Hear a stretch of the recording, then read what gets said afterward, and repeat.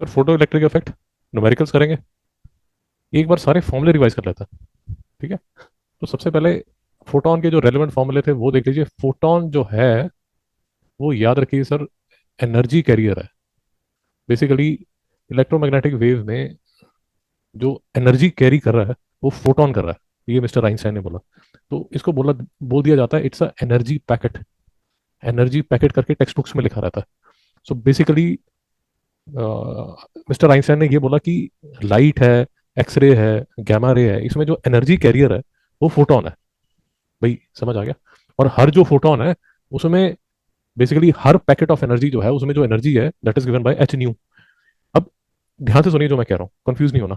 ये ना sir, new, speed, voltage, जरा ध्यान से समझिए। मैं आपको प्रैक्टिकल डिफिकल्टी बता रहा हूँ। ये आप न्यू लिखेंगे, ये आप वेलोसिटी लिखेंगे और ये आप वोल्टेज लिखेंगे। ये तीन वर्ड्स ना फोटो इलेक्ट्रिक में बार बार आते हैं। और क्योंकि ये बार बार आते हैं तो इसलिए एडवाइजेबल ये है कि आप न्यू मत लिखिए, इसको लिख लीजिए फ्रीक्वेंसी एफ करके। मेरी बात नहीं समझ आई। और ये मेरा जो डिनोट करेगा, ये डिनोट करेगा स्पीड और ये डिनोट करेगा वोल्टेज। भाई सभी कोई डाउट है तो रुक। ये प्रैक्टिकल डिफिकल्टी है। तो इसलिए अगर आपको आदत है न्यू यूज करने की तो न्यू मत यूज कीजिए, एफ यूज कर लीजिए फ्रीक्वेंसी। तो जैसे मुझे आदत है न्यू की, बट फोटो इलेक्ट्रिक में मैं एफ यूज करता हूँ। तो पैकेट ऑफ फोटो इलेक्ट्रिक जो है, मतलब पैकेट ऑफ एनर्जी जो है वो क्या होता है, एच एफ होता है। भाई ये समझ आ गया। एक चीज हम ऑलरेडी कर चुके हैं, ये सारी चीजें हम कर चुके हैं, सिर्फ छोटी सी रिवीजन कर रहे हैं। ये जो है, ये वाला जो फॉर्मूला आपको नजर आ रहा है, ये speed is equal to F lambda वाला, ये जो फॉर्मूला है ये हर वेव के लिए ट्रू है। आप कोई भी वेव लीजिए, जरूरी नहीं है कि ये सिर्फ फोटॉन्स के लिए ट्रू है, ये तो किसी भी वेव के लिए ट्रू है, वाटर वेव के लिए भी ट्रू है। बट फोटोन के लिए जो इक्वेशन लगती है वो ये लगती है कि energy is equal to Planck's constant into frequency of the electromagnetic wave. वही समझ आ गया। ये सब चीजें न्यूमेरिकल में आएंगी यार। तो एफ को आप सी बाय लेमडा भी लिख सकते हैं और इससे ये पता चलता है कि फ्रीक्वेंसी जो है वो इनवर्सली प्रोपोर्शनल टू लेमडा है। अब ये बात याद रखिए, इसमें भी ना एक कई बार बड़ी कंफ्यूजन सी हो जाती है। वो जो कंफ्यूजन हो जाती है वो समझ लीजिए। अब सर कंफ्यूजन ये हो जाती है, जरा ध्यान से समझ लीजिए। जो फोटोन है सर, उसकी जितनी ज्यादा फ्रीक्वेंसी होगी उसकी जो एनर्जी है वो उतनी ज्यादा होगी। ये बात तो समझ आ गई होगी, because E is equal to H F है। बट जितना ज्यादा फ्रीक्वेंसी होगी उसका जो लैम्डा होगा वो उतना कम होगा। मतलब कम लैम्डा वाला फोटोन जो है उसकी एनर्जी ज्यादा होगी और ज्यादा फ्रीक्वेंसी वाला फोटोन की एनर्जी ज्यादा होगी। भाई नहीं समझ में आया? मैं रिपीट करूं। जिस फोटोन का लैम्डा जितना कम होगा, एनर्जी जो है वो, इस पे फोकस करो, है ना? समझ आ गया? तो रिपीट करो जरा, मैंने क्या बोला। बहुत बढ़िया। भाई से भी रिपीट करते फटाफट। उतनी ज्यादा एनर्जी होगी और जितनी ज्यादा फ्रीक्वेंसी होगी उतना ज्यादा उसकी एनर्जी होगी। ये तो ऑब्वियस ही है। वो इसमें ना थोड़ी कंफ्यूजन आ जाती है। हमारा ये फंडा क्लियर हो गया? ओके।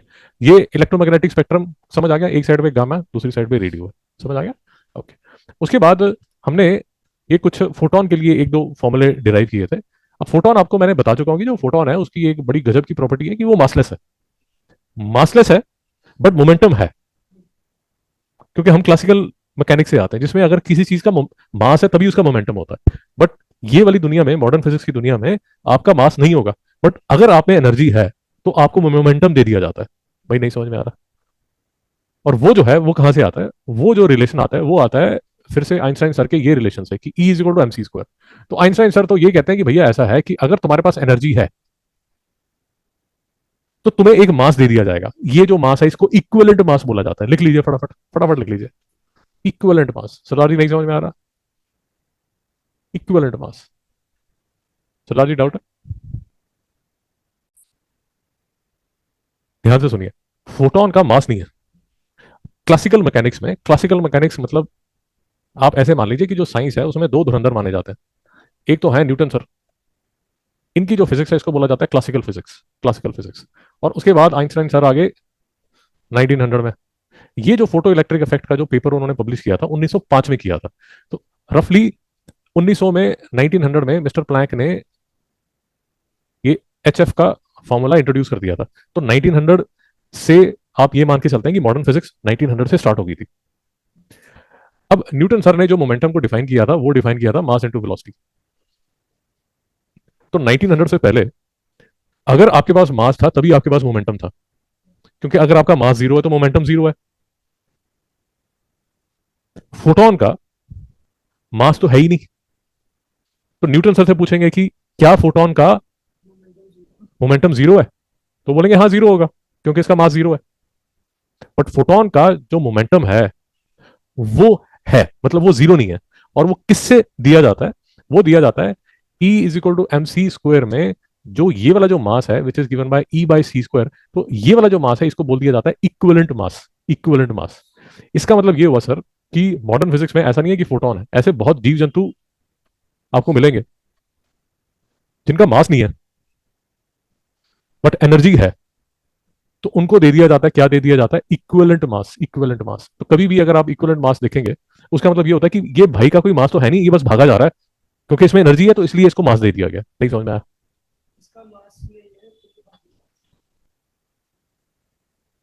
नहीं समझ आएगा?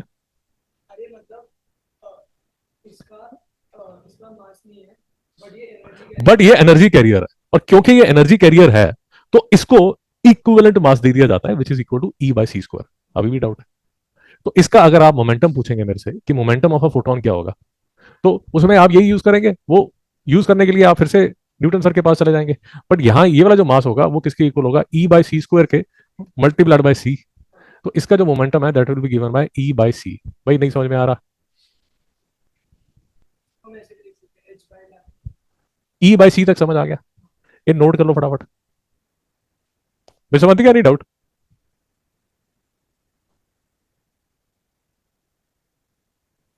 Okay okay.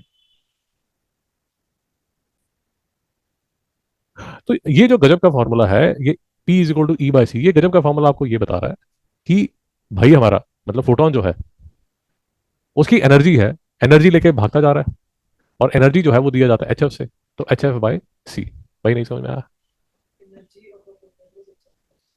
नहीं sir, energy of a photon तो है एच एफ, और ये वाला जो सी है वो ये वाला सी है, तो मोमेंटम जो है that is given by P is equal to H F by C. नहीं समझ में आया? सी कर लीजिए, वो कर लीजिए, जो आप कह रहे हैं वो देख लेते हैं। तो हमारे पास जो फॉर्मूला है वो है V is equal to F lambda, तो C is equal to F lambda. तो एफ बाई सी इसके इक्वल होता है वन बाई लैम्डा के, तो ये किसके इक्वल हो गया? एच अपॉन एफ बाई सी को आप लिखेंगे एच बाई लैम्डा। तो जो आप कह रहे हैं वही मैं कह रहा हूँ। नहीं समझ में आया? कि मैं ये बोल रहा हूँ कि एफ बाई सी को आप वन बाई लैम्डा लिख सकते हैं। भाई को डाउट है? तो ये सारी कन्वर्जन पता होनी चाहिए। अब अगर आप ये प्लान बना रहे हैं कि सर मैं ऐसे 25 फॉर्मूले याद कर लूंगा, तो मूर्ख हैं आप, क्योंकि ये एक चैप्टर में 25 फॉर्मूले हैं और ऐसे आपके 15 चैप्टर हैं, तो कितने फॉर्मूले याद करोगे? तो लॉजिक आपको दिमाग में बैठ जाना चाहिए। मैं समझती का नहीं डाउट? वैसे भी कोई डाउट है? सो मैं समझती का this lecture is being recorded, तो बीच में अगर आपको कोई भी प्रॉब्लम होगी so you can refer to the recording. So this would be recorded. Okay. तो ये तो फोटोन के, ओके, तो ये तो फोटोन के हमने फंडे एक बार फटाफट रिवाइज कर दिए। ये सारी जो डेरिवेशन है हमने की हुई है पहले। ओके। अब एक बार फोटो इलेक्ट्रिक इफेक्ट जो हमने एकदम बिखरा बिखरा किया, एक बार उसको पूरे को समेट लें। ये जो पीडीएफ है ये आपको भेजा जा चुका है, जो पीडीएफ है वो भेजा जा चुका है। फोटो इलेक्ट्रिक इफेक्ट में 3 वर्ड आपको एंड ऑफ द लेक्चर आपको बिल्कुल अच्छी तरह समझ आ जाने चाहिए। अगर नहीं समझ आए तो जितना क्वेश्चन पूछेंगे उतने कम है। पहला जो वर्ड आपको समझ आना चाहिए वो समझ आना चाहिए वर्क पोटेंशियल क्या होता है। दूसरा जो वर्ड है वो समझ आना चाहिए थ्रेशोल्ड फ्रीक्वेंसी क्या होता है। और तीसरा जो वर्ड समझ आना चाहिए वो समझ आना चाहिए स्टॉपिंग पोटेंशियल क्या होता है। ये 3 जो वर्ड्स हैं ये आपको लेक्चर के खत्म तक समझ आ जाने चाहिए। भाई कोई डाउट है? कोई दुख क्लेश वेदना? ठीक है, तो स्टार्ट करें। तो फोटोन के बारे में चर्चा होगी। Planck's constant 6.6 into 10 - 34 joule second होता है। इसके बारे में कोई डाउट? प्लैंक्स कांस्टेंट के बारे में डाउट? प्लैंक्स कांस्टेंट का जो जूल सेकंड है वो क्लास 11th का जो फर्स्ट चैप्टर हमने किया था यूनिट एनालिसिस, यूनिट एनालिसिस में कई बार प्लैंक्स कांस्टेंट का जूल सेकंड में एमएलटी की फॉर्म में पूछ लिया जाता है। अगर नहीं पता तो मुझे एक बार याद लाना, मैं प्लेलिस्ट भेज दूंगा आपको, वो देख लेना आप। ओके। तो फोटो इलेक्ट्रिक इफेक्ट में जो सबसे जरूरी जो हमारे लिए इक्वेशन है और जो मतलब एकदम हमने खोल के पी जानी है, photo electric effect one of the easiest chapters है फिजिक्स में क्लास 12th में, इसको मत स्किप कीजिए। ये इक्वेशन पहले भी आपको बताया जा चुका है। ये जो इक्वेशन है वो आपको सिर्फ ये कह रही है कि अगर ये कोई मेटल प्लेट है, ये कोई मेटल प्लेट है, तो आपने इस पे लाइट शाइन की, वो जो लाइट है उसमें जो एनर्जी कैरियर है वो ये फोटॉन्स है। वही नहीं समझ में आया? अब ये जो एनर्जी है ये ट्रांसफर हो जाएगी यहां इस घुमक्कड़ इलेक्ट्रॉन को, जो कि सी ऑफ इलेक्ट्रॉन्स में घूम रहा है। अगर इसके पास अप्रोप्रिएट एनर्जी है, ये जो एच एफ है, ये जो फोटोन है, अगर इसके पास अप्रोप्रिएट एनर्जी है तो ये इस इलेक्ट्रॉन को धक्का मार के इसके घर से इसको बाहर निकाल देगा। नहीं समझ में आया? वैसे भी नहीं समझ में आया?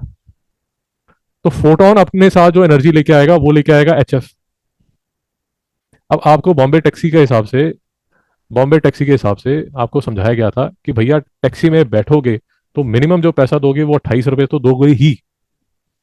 वो 28 रुपये में आपको शायद 1 किलोमीटर लेके जाएगा। उसके बाद जो उसकी बिलिंग है वो लेट अस, कितने रुपए पर किलोमीटर है सर, कुछ पता है? लेट अस अज्यूम 22 रुपये, 22 रुपये पर किलोमीटर, लेट अस अज्यूम 22 रुपये पर किलोमीटर। तो 22 रुपीज पर किलोमीटर के हिसाब से उसके बाद टैक्सी चलना शुरू हो जाएगी। The point that I am trying to make is कि टैक्सी में बैठने के 28 रुपये तो आपको देने ही पड़ेंगे। तो ये जो फोटोन है, अगर इसको इलेक्ट्रॉन को घुमाने लेके जाना है, तो कब टैक्सी में घुमाने लेके जाना है तो 28 रुपये तो इसकी जेब में होने ही चाहिए। जी सर, उसको बोला जाता है वर्क फंक्शन। भाई सीधी नहीं समझ में आया? तो इसको बोला जाता है वर्क फंक्शन। अब एक ना यार बात याद रखिए, जैसे ये ना हर कोई अपने हिसाब से इसके वो लिखता रहता है, इसका सिंबल अपने हिसाब से करता रहता है। जैसे आपकी बुक में इसको डब्ल्यू लिखा हुआ है, किसी और बुक में देखेंगे तो ऐसे ये करके सिंबल करके लिखा होता है, बट है वो वर्क फंक्शन है। मेरी बात समझ में आ गई? तो इतना पैसा तो अगर इलेक्ट्रॉन को टैक्सी में बिठाना है फोटोन ने, तो 28 रुपये तो उसकी जेब में चाहिए। अब और उसको लंबा घुमाना चाहता है तो let us assume he is coming with 45 rupees, he is coming with 45 rupees. तो 28 रुपये में तो इलेक्ट्रॉन निकलेगा और 17 रुपये में वो और उसको घुमा सकता है। और in terms of photo electric effect इसको बोल दिया जाता है कि इलेक्ट्रॉन जब बाहर भागेगा तो वो भागेगा with a kinetic energy of half M, mass of electron into velocity of electron का स्क्वायर। नहीं समझ में आया? अब एक बात याद रखिए, या जो लेफ्ट पे आपको दिख रहा है वो फोटोन है, राइट में ये जो हाफ एम वी स्क्वायर है ये इलेक्ट्रॉन जो बाहर भागा वो है। इसलिए याद रखिए कि यहां पर जो मास आएगा वो इलेक्ट्रॉन का मास आएगा, वो प्रोटॉन का मास में डाल दीजिए। और ये जो वेलोसिटी रहेगी ये वो भागते हुए इलेक्ट्रॉन की वेलोसिटी रहेगी। भाई नहीं समझ में आ रहा? भाई समझ गया नहीं? डाउट? जो भी यहां लिखा है उसको नोट कर लीजिए फटाफट। सो mister CB, the answer to your question देख लीजिए। हर जो मेटल है उसका अपने हिसाब से जो वर्क फंक्शन है वो डिफरेंट है। ठीक है? सो फॉर एग्जाम्पल सोडियम जो है वो 2.3 इलेक्ट्रॉन वोल्ट पे ही घूमने को तैयार हो जाता है, और गोल्ड जो है वो 5.1 पे। वैसे भी क्यों? ऐसा क्यों है? रिएक्टिव है, ये दुष्ट है, बिगड़े हुए हैं, ये तो बस घूमने को हमेशा तैयार ही होते हैं। पोटेशियम और सोडियम जो है एल्कली मेटल है, ये तो हमेशा भागने को तैयार होते हैं। तो ये तो बिल्कुल ही वेले हैं। आप इनको बोलो घूमने चलेगा, वो बोलेगा हाँ हाँ चल चल चल चल। यार द पॉइंट इज, अगर आप पोटेशियम और गोल्ड को कंपेयर करेंगे तो जो गोल्ड है, नोबल मेटल्स, वो क्या नाम है उसका, रेयर मेटल्स में आएगा, तो वो बोलेगा भाई मैं तो नहीं कहीं जाता अनलेस एंड अनटिल तुम एक substantial number of substantial energy of photon जब मुझे आएगा मुझे लेने, तब मैं जाऊंगा। क्योंकि इसका जो, अगर आप देख रहे हैं, इसका जो वर्क फंक्शन है वो 5.1 इलेक्ट्रॉन वोल्ट है, और इसका जो है वो है 2.3 इलेक्ट्रॉन वोल्ट। भी समझते क्या? नहीं डाउट? तो डिपेंडिंग अपॉन मेटल, मेटल हर मेटल का जो वर्क फंक्शन है वो अलग होगा। तो इस हिसाब से एक, जैसे हो सकता है कि आपके पास एक, लेट अस अज्यूम आपके पास रेडियो वेव है। अब ये जो रेडियो वेव है ये एक मेटल से तो इलेक्ट्रॉन को निकाल पाएगी बट दूसरे मेटल से नहीं निकाल पाएगी। भाई बात समझ आ रही है ना? तो इस बात का ध्यान रखिए। वर्क फंक्शन का मतलब समझ आ गया? भाई समझ गया? नहीं डाउट है? अब एक चीज, ओके, एक चीज जरा और समझिए थोड़ा, छोटा सा फंक्शन, छोटी सी बात है, थोड़ा आराम से समझ लीजिए। ये आपके पास प्लेट है, अब ये जो प्लेट है मैं ऐसे थोड़ा क्यूबॉइडल करके शो कर देता हूँ, क्यूबॉइडल करके शो कर देता हूँ, बात समझ आ गई। अब आपके पास कुछ जो इलेक्ट्रॉन्स है वो तो यहाँ सरफेस पे पड़े होंगे, बट कुछ जो इलेक्ट्रॉन्स है वो थोड़े से नीचे पड़े होंगे। अब ये फोटोन आया, ये फोटोन आया, ये वाला इलेक्ट्रॉन भागेगा, ये वाला इलेक्ट्रॉन भी भागेगा, बट ये वाला जो भागेगा ये तो ऊपर ऊपर था, सरफेस पे ही था, तो ये तो ज्यादा एनर्जी के साथ भागेगा, ज्यादा काइनेटिक एनर्जी के साथ भागेगा। ये वाला भाई जो है इसको भागने से पहले थोड़े अपने जो भाई बंधु हैं इलेक्ट्रॉन जो इसके सर के ऊपर बैठे होंगे उनसे थोड़ी लड़ाई करके भागना पड़ेगा। तो जो ऊपर वाला है वो भागेगा के ई मैक्स से, और नीचे वाला भागेगा बट इसकी जो एनर्जी होगी वो थोड़ी कम होगी। नहीं समझ में आया? चलो राजी, कोई डाउट? क्योंकि उसको उसको जब उसने निकलना होगा तो उसके आसपास सी ऑफ इलेक्ट्रॉन्स है यार, तो वो धक्का मुक्की मार के निकलेगा ना। जैसे हमने उस दिन लास्ट टाइम हमने बात की थी कि आपकी क्लास है, ये आपकी क्लास है, अब जो दरवाजा है वो दरवाजा यहां पर है ना। जो स्टूडेंट यहां पर बैठा हुआ है, जो छात्र यहां बैठा हुआ है, रिसेस होगी, बेल होगी, तो ये तो भाग जाएगा। ये वाला जो छात्र यहां बैठा हुआ है, जब रिसेस की बेल होगी या छुट्टी की बेल होगी इसको तो धक्का मुक्की करके यहां तक पहुंचना पड़ेगा ना। तो ये वाला जो लड़का है, ये बालक ए जो है, ये मैक्सिमम काइनेटिक एनर्जी के साथ बाहर भागेगा।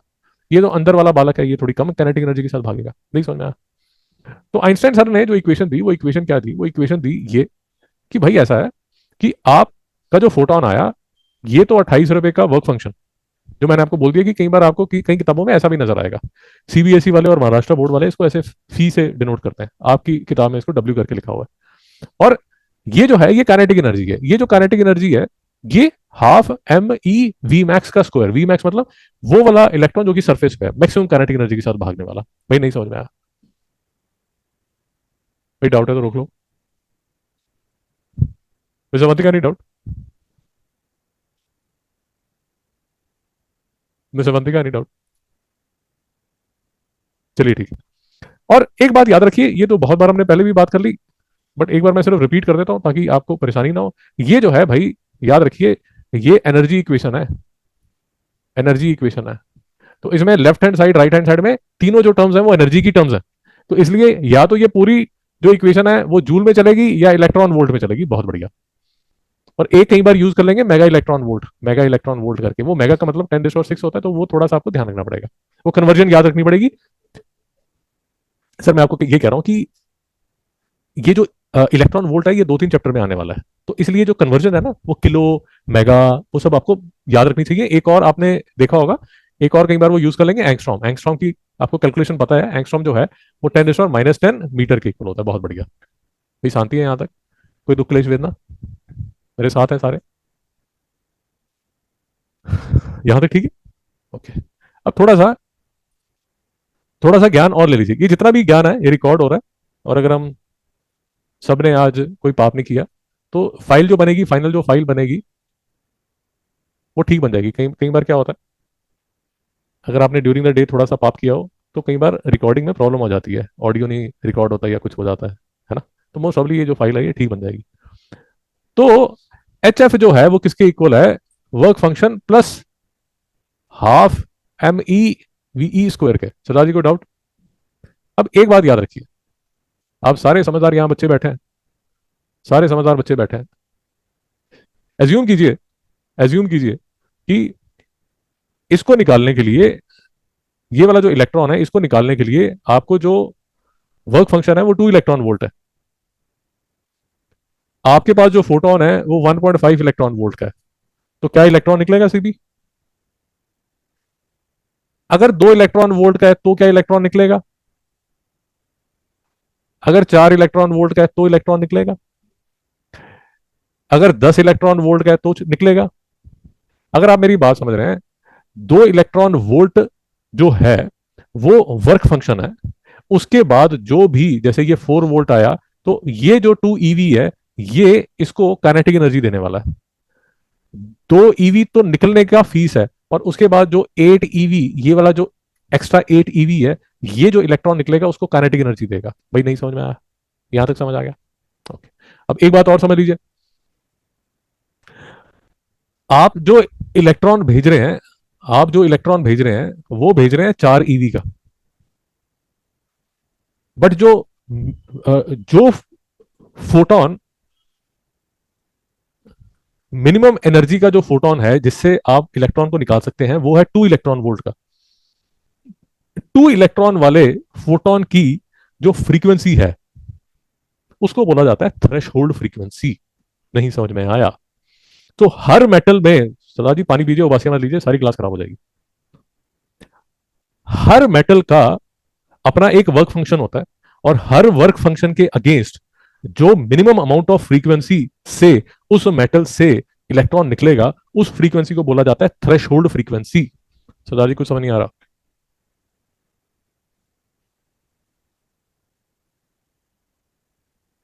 फिर से देखिए, ये आपके सामने वर्क फंक्शन निकले हुए हैं।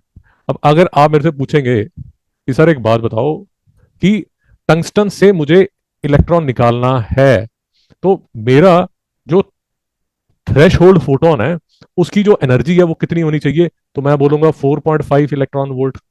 ये समझ आ गया? अब अगर आप मेरे से उस फोटोन की फ्रीक्वेंसी मांगेंगे तो एच इंटू एफ नॉट होगा।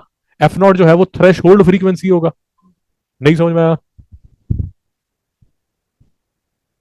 अब एक चीज याद रखिए, यहीं पर मैक्सिमम गड़बड़ होती है, वो ये होती है कि जो एच है वो चल रहा है एसआई यूनिट में, फ्रीक्वेंसी भी चल रही है एसआई यूनिट में, बट ये चल रहा है ईवी में।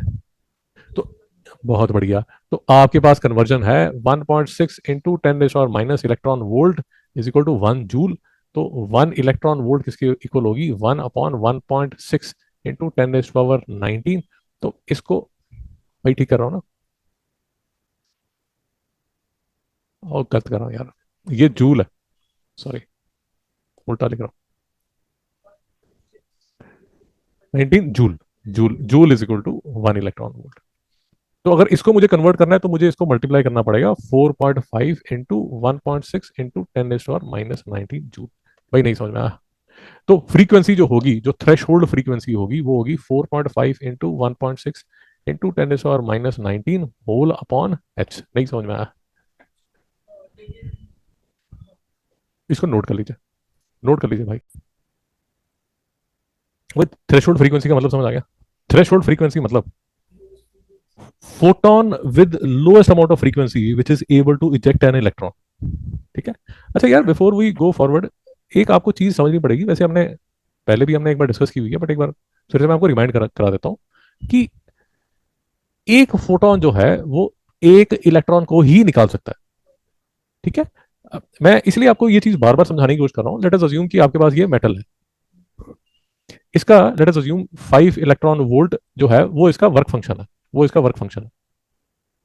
अब आपके पास आ गया 10 इलेक्ट्रॉन वोल्ट का फोटोन। तो ऐसा नहीं है कि ये दो को निकालेगा, नहीं भाई, दो को नहीं निकालेगा, एक को ही निकालेगा। और जो एक्स्ट्रा 5 इलेक्ट्रॉन वोल्ट है वो उसकी काइनेटिक एनर्जी हो जाएगी। ये समझ आ गया भाई सभी? तो समझ गया? नहीं डाउट? ओके। तो ये भी समझ आ गया हमें, समझदार बच्चे हो, बहुत बढ़िया। ओके। ओके। तो अभी तक हमने क्या क्या समझ लिया? वर्क फंक्शन समझ आ गया हमें, वर्क फंक्शन समझ आ गया, थ्रेश होल्ड फ्रीक्वेंसी समझ आ गई। ठीक है? एक तीसरा जो नया वर्ड हमने समझना है वो स्टॉपिंग पोटेंशियल समझना है। उससे पहले थोड़ा सा जंतर मंतर थोड़ा सा समझ लीजिए। देखिए, ये जो वर्क फंक्शन है, ये जो वर्क फंक्शन है, तो ये किसके इक्वल हो जाएगा? एच एफ नॉट के, where F naught is the threshold frequency. नहीं समझ आया भी? सर जी डाउट है तो रोकिए। F naught threshold frequency है, तो जो वर्क फंक्शन है वो किसके इक्वल होगा? एच इंटू एफ नॉट के। तो यहां पर ये जो वर्क फंक्शन है, यहां पर मैं एच एफ नॉट लिख सकता हूं।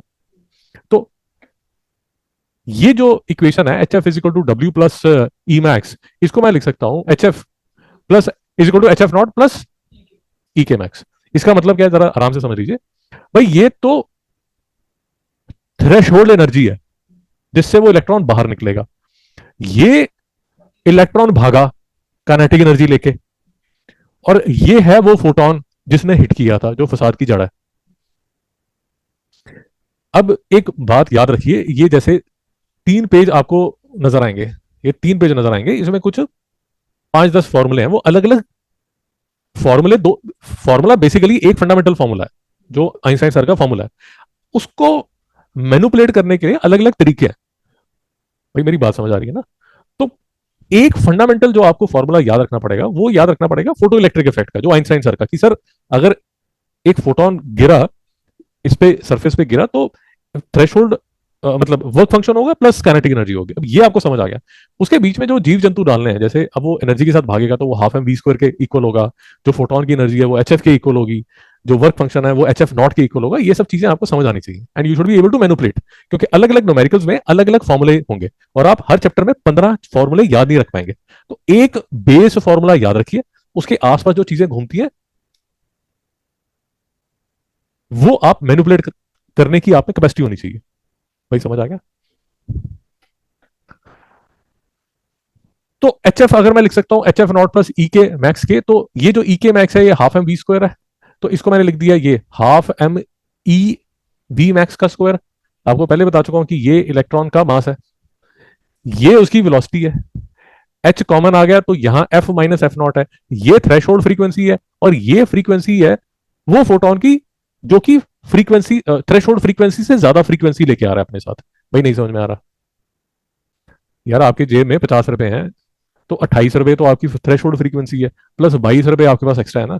नहीं समझ में आया? डाउट लग रहा है आपको कोई?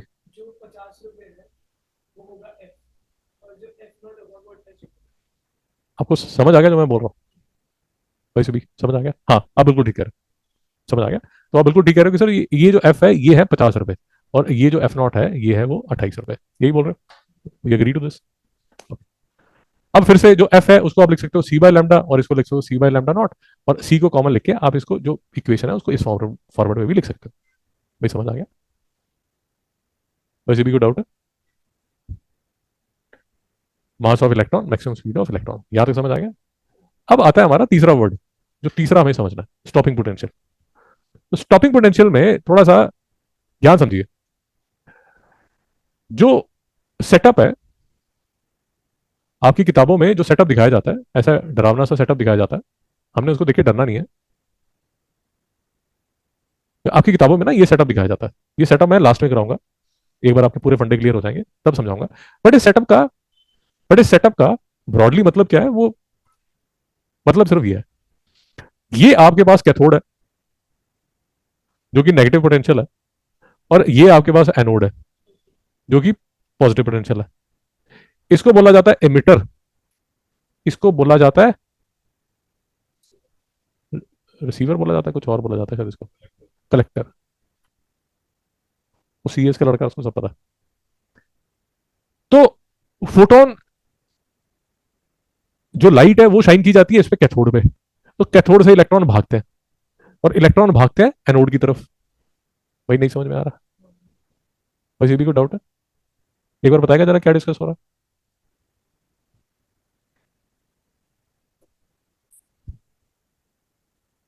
So, Mr. Vandika, basically what we were discussing was that this is the same, fundamentally this is the same principle which is used in a photovoltaic cell. तो फोटोवोल्टिक सेल में आप यही करते हैं, मोटा मोटा यही कर रहे हैं। ये आपका कैथोड है, एमिटर है, यहां से इलेक्ट्रॉन निकलेंगे और किसकी तरफ भागेंगे, एनोड की तरफ भागेंगे, विच कंप्लीट्स द साइकिल। नहीं समझ में आया? अब थोड़ा सा इशू ये हो जाता है, मैं तभी आपको बोल रहा था कि आप इसको मत देखिए, जो मैं आपको बता रहा था कि इसको मत देखिए, बच्चे इसको देख के ना डर जाते हैं, इतना बड़ा भूत देखे ऐसे किसी का देखने का दिल नहीं करता। बट फंडामेंटली इसका जो प्रिंसिपल है वो आपको समझ आ गया कि उसका जो प्रिंसिपल है वो ये है। ये आप एमीटर यहां पर लगाएंगे तो एमीटर में रीडिंग आएगी। ठीक है, यहां तक समझ आ गया? ओके। अब आप एक काम करेंगे, जरा आराम से समझिए, और इसके लिए फिर जो भी हमने पुराने जितने भी फंडे किए हैं वो सारे के फंडे धीरे धीरे आपके सामने आने शुरू हो जाएंगे। अब हम काम करेंगे, एक काम करेंगे, ये जो लाइट है, ये जो लाइट है, ये जो फोटॉन्स है ये तो गिर रहे हैं, इलेक्ट्रॉन भी निकल रहा है। बट आप ऐसा करना शुरू कर देते हो कि आप चाहते हो कि जो ये इलेक्ट्रॉन निकला, जो इस साइड भागा, अब मैं उसको यहां तक पहुंचने नहीं दूंगा। मेरी बात समझ नहीं आई ना? नहीं समझ में आया? एक बार स्टडी करते हैं। ये जो सेल्स, ये जो फोटोन आ रहे हैं ये अपने साथ एनर्जी लेके आ रहे हैं एच एफ। इसमें जो इलेक्ट्रॉन निकला उसने ये वर्क फंक्शन एनर्जी तो खा लिया, उसके बाद वो कितनी एनर्जी से भाग भाग रहा है, half M E V max का स्क्वायर, इस एनर्जी से भाग रहा है। अब अगर सामने से आप इतनी ही एनर्जी लगा के इसको पुश करना शुरू कर दें, इतनी एनर्जी से पुश करना शुरू कर दें, तो इलेक्ट्रॉन रुक जाएगा। आपने उसको रोकना है, पीछे नहीं भगाना, आपने उसको सिर्फ रोकना है। तू रुक जा, पीछे नहीं करना। तो किसी भी चीज को रोकने के लिए, किसी भी चीज को रोकने के लिए, जैसे हाफ एम वी स्क्वायर से आप पे बॉल मैंने फेंकी, तो मैं आपको बोल रहा हूं कि बॉल को रोकिए। आप ये मत कीजिए कि बॉल को वापस मेरे पे फेंकिए। तो उसको रोकने के लिए आपको जो पुश लगाना पड़ेगा वो हाफ एम वी स्क्वायर का पुश लगाना पड़ेगा। मेरी ये बात समझ आ गई। अब 2-3 लेक्चर पहले हमने एक फॉर्मूला किया था कि work done per unit charge is equal to the potential difference. किया था सर, बता दिया जाएगा, आपके नोट्स में ही होगा। तो W जो है वो किसके इक्वल होगा? Q into delta V. नहीं समझ में आया? मैं थोड़ा सा हिंट दे देता हूं। इलेक्ट्रॉन वोल्ट और जूल की जो डेरिवेशन की थी, उसको उसकी जो डेरिवेशन हुई थी वो इस फॉर्मूले से हमने की थी। अगर आपको याद होगा, ये जो Q था ये 1 कूलम था, ये जो था डेल्टा वी ये 1 वोल्ट था। आई एम सॉरी, ये इलेक्ट्रॉन था तो 1.6 इंटू 10⁻⁻19 कूलम था। और फिर हमने बोला था कि करेक्ट, करेक्ट, 1 EV जो है वो 1.6 इंटू 10⁻⁻19 जूल के इक्वल होगा। भाई याद आ गया? जब हमने ये कन्वर्जन की थी, ईवी और जूल की कन्वर्जन की थी, तो हमने ये वाला फॉर्मूला डिस्कस किया था। अब ये फॉर्मूला बोल क्या रहा है जरा ध्यान से देखिए। W is equal to Q into delta V. नहीं समझ में आया? Potential difference. तो अगर मैं आपसे पूछूं कि भैया कितना पोटेंशियल डिफरेंस मैं लगाऊं ताकि ये वाले काइनेटिक एनर्जी वाले इलेक्ट्रॉन को मैं रोक सकूं, तो आप मुझे बोलेंगे कि सर इतना पोटेंशियल डिफरेंस लगाइए। नहीं समझ में आया? वैसे भी डाउट है? वैसे भी डाउट है? तो समझते क्या नहीं डाउट? तो तीसरी term, threshold, I am sorry, कौन सी? Stopping potential. Stopping potential. Stopping potential. तो स्टॉपिंग पोटेंशियल वो पोटेंशियल है जो कि मैक्सिमम काइनेटिक एनर्जी वाले इलेक्ट्रॉन को रोक सकता है। नहीं समझ में आया? भाई डाउट है?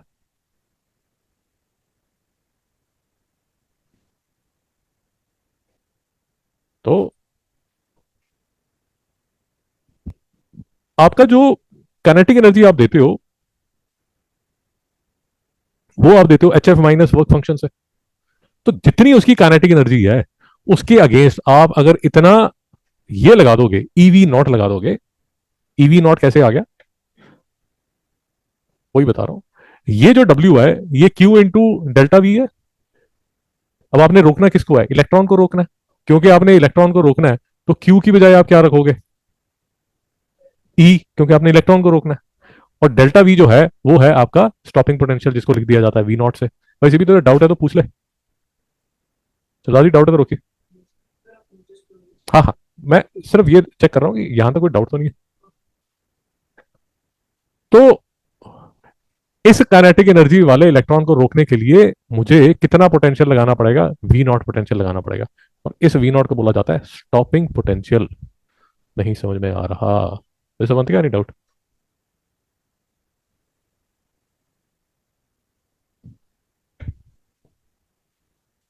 No sir. Okay.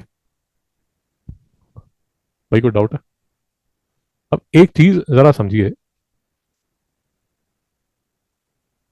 Of course ये चीज आपको याद नहीं रहेगी, बट मेरा ड्यूटी है आपको बताना। भाई ये फोटोन आया HF एनर्जी लेके, ये इलेक्ट्रॉन निकला।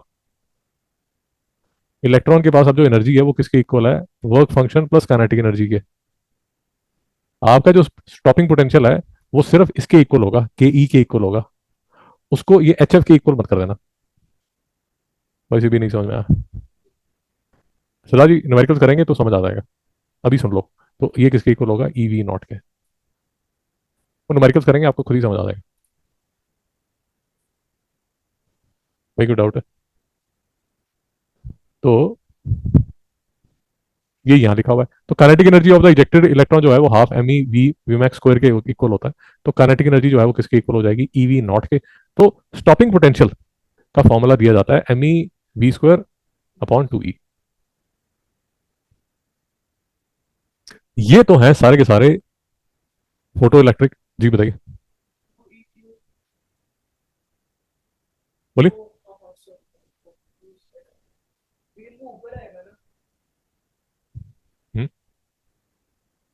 इसलिए नीचे आएगा ना, ये वी नॉट है ना, तो ई जो है वो नीचे आएगा। ये वाला जो ई है वो ये वाला ई है, याद है? ठीक। ओके। तो तीनों वर्ड कर लिए हमने, स्टॉपिंग पोटेंशियल भी समझ लिया, सबके फॉर्मूले कर लिए। ठीक है। अब मोर और लेस फोटो इलेक्ट्रिक के अपने सारे जितने भी फॉर्मूले हैं वो सारे के सारे इस पेज पे लिखे हुए हैं। उसके सिवा एक दो क्वेश्चन और बन जाते हैं, वो भी जरा समझ लीजिए। ये कन्वर्जन तो हमें समझ आ गई, ये फॉर्मूला भी हमें समझ आ गया। अब कई बार आप क्वेश्चन करेंगे तो ये वाला फ्रेज बार बार आएगा, एच सी। तो उसकी वैल्यू मैंने लिख दी है 19.89 इंटू 10⁻⁻19। यूनिट मैंने नहीं लिखे, वो यूनिट्स आप देख लेना क्या जो भी होंगे। ठीक है। एक और चीज बार बार आ जाती है, एच सी अपॉन 1.6 इंटू 10⁻⁻19। इसकी वैल्यू भी यहाँ पर लिखी हुई है,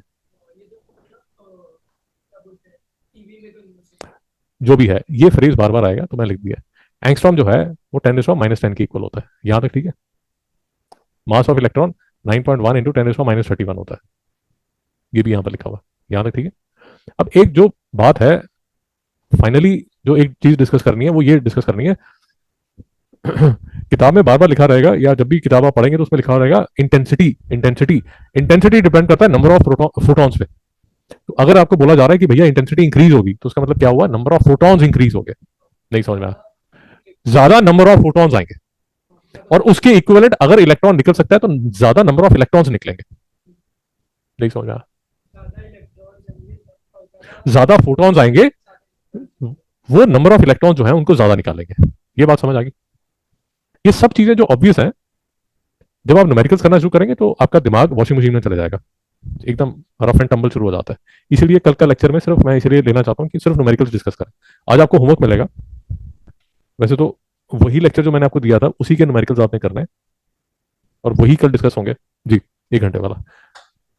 अब आप उसको समझ पाएंगे। फाइनली 5 मिनट दीजिए, ये कुछ फॉर्मूले आपको हेल्प करेंगे।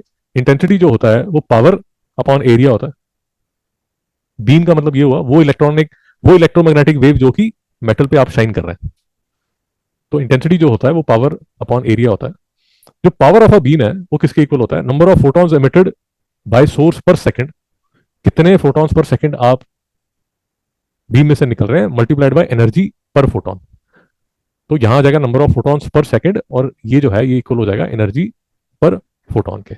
ये फॉर्मूले आपको बीच में कुछ न्यूमेरिकल्स आएंगे जिसमें ये यूजफुल होंगे।